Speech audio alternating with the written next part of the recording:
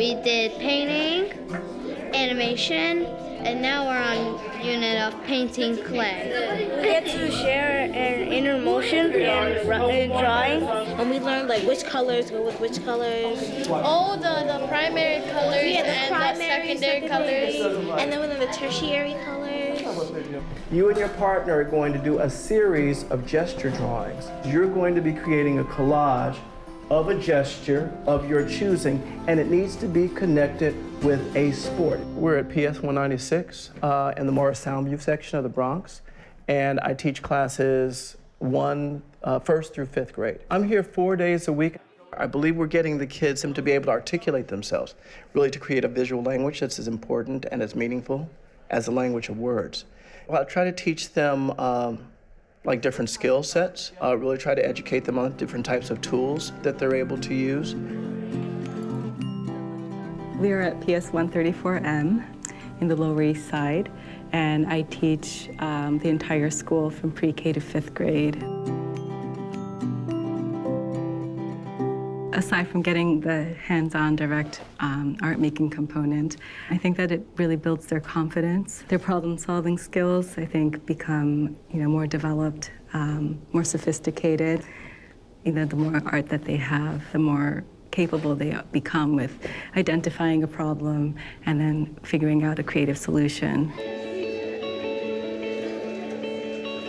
So Studio in a School creates collaborations between artists and schools. It's a program that brings the unique talents of artists to communities throughout New York City. Started by Agnes Gunn, and it was really in response to the fact that art in the fiscal crisis had really been basically eliminated at an elementary school level. It was 1976 where I read the article in the New York Times that they had cut all programs in the arts, music, dance, theater, and visual arts. And I thought, nobody should be without art. It's too important. So studio artist instructors come from the city, and they serve nearly 200 schools throughout New York. We work with largely K-8 programs throughout the city. And in addition to that, we serve high school students through apprenticeships and internships. We've taken a stand that arts education is vital for our students, and Studio in a School for us is an incredible, powerful, important part of our school community on that front.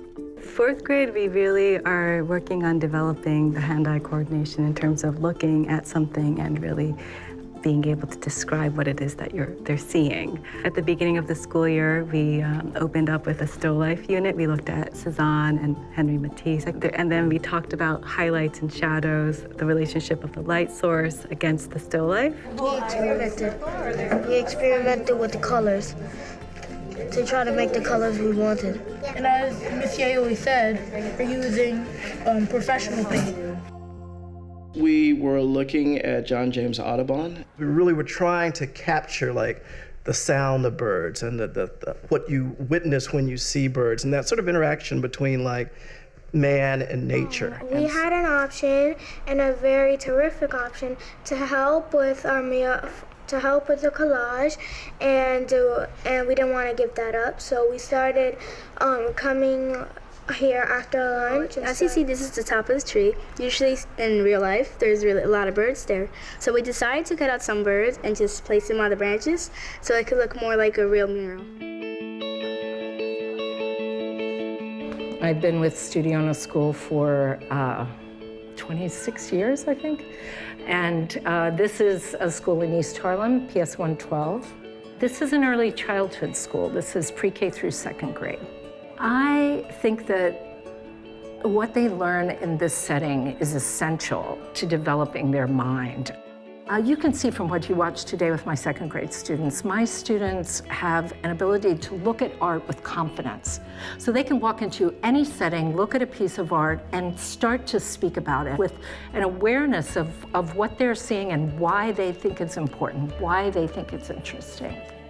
I come back again and again to how you can use color and line to express emotion. And that artists make those choices all the time. They're creating a kind of tone or mood in their paintings, and they develop new vocabulary words, and they were using words like ecstatic and gloomy. And if you're actually trying to create that feeling, what colors are you going to use to evoke it? And anyone can notice this. Art is everywhere. Because colors is art. My background, I used it to express what I'm feeling, and so the people know what I feel. When we looked at Kehinde Wiley's paintings, she told us how do we think he feels and why do we think that. I am a New York painter. Surface is important, color is important. I work primarily in oils.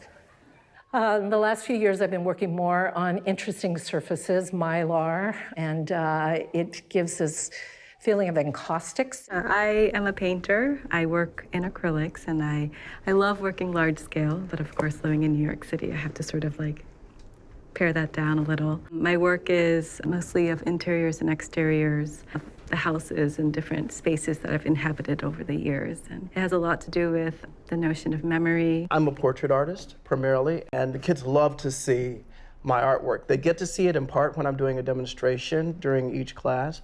I think it really goes back to watching me get frustrated and having to problem solve. And I think it really gives them license and ownership to be able to do the same.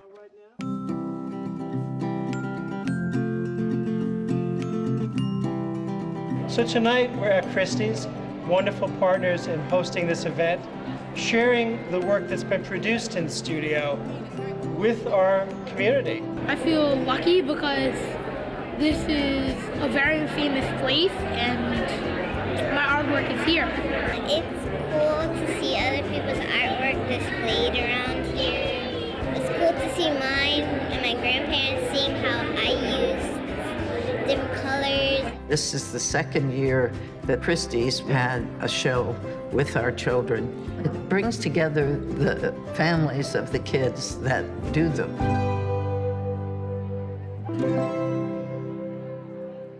They are so much visual learners or spatial learners that this setting is going to be so essential for them.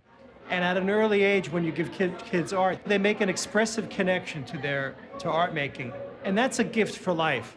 They need to express, they need to create. This inherently there, it's their nature. But I think we all have this primal desire to make something and to see it and to hold it. And I think there's a sense of satisfaction that they get from just being able to sort of create a painting and to show somebody and to look at it themselves.